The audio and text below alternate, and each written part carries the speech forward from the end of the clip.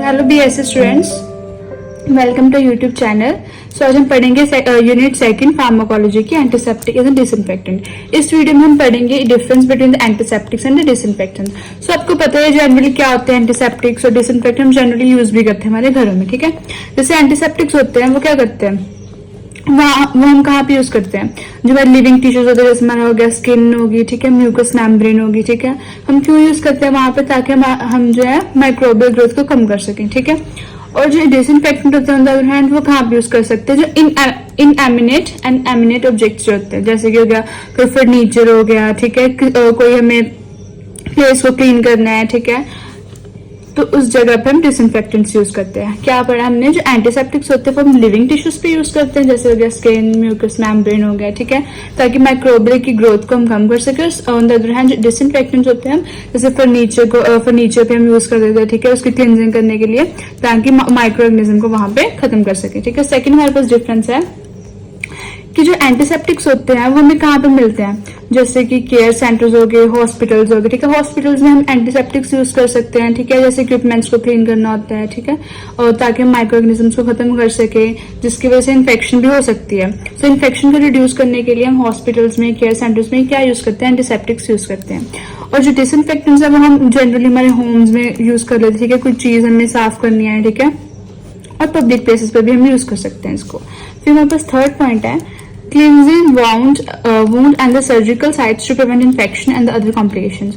अब जब हमारे कोई वुंड हो जाता है, ठीक है, कोई सर्जिकल साइट है, किसी की सर्जरी हुई है रिसेंटली, ठीक है, तो उसकी जो सर्जिकल साइट है उस पर भी हम एंटीसेप्टिक सोल्यूशन जो है वो यूज करते हैं। जैसे हमारा हो गया बीटाडीन, ठीक है, बीटाडीन हम एग्जाम्पल ले सकते हैं कि बीटाडीन जो सर्जिकल साइड्स पे हम लगाते हैं, ठीक है, ताकि इन्फेक्शन को प्रिवेंट कर सकें। वुंड्स को जो हमें मतलब कोई छोटी चोट लग जाती है उस पर भी हम एंटीसेप्टिक्स यूज कर सकते हैं, ठीक है, ताकि हम फर्दर कॉम्प्लिकेशंस को रिड्यूस कर सकें। और जो डिसइंफेक्टेंट्स होते हैं वो क्या करते हैं, वो माइक्रो ऑर्गेनिजम्स को किल कर देते हैं जो कि हमारे नॉन लिविंग थिंग्स के सर्फेस पे प्रेजेंट होते हैं। जैसे मैंने आपको बताया फर्नीचर हो गया, ठीक है, जैसे फर्नीचर एक नॉन लिविंग थिंग है, ठीक है, उसके सर्फेस पे अगर कोई माइक्रो ऑर्गेनिज्म प्रेजेंट है, ठीक है, तो उसको हम किल किसकी वजह से करेंगे, किसके साथ करेंगे, डिसइंफेक्टेंट के साथ करेंगे, ठीक है। फिर फोर्थ पॉइंट अब हम पढ़ेंगे transport through the lymphatic system and destroy bacteria with in the human body. अब जो एंटीसेप्टिक्स होते हैं वो कैसे ट्रांसपोर्ट करते हैं, ये ट्रांसपोर्ट होते हैं हमारे लिम्फेटिक सिस्टम के थ्रू, ठीक है। लिम्फेटिक सिस्टम आपको पता है क्या होता है, और जो लिम्फेटिक सिस्टम के थ्रू ये ट्रांसपोर्ट होके ये डिस्ट्रॉय करते हैं बैक्टीरिया को ह्यूमन बॉडी के अंदर, ठीक है।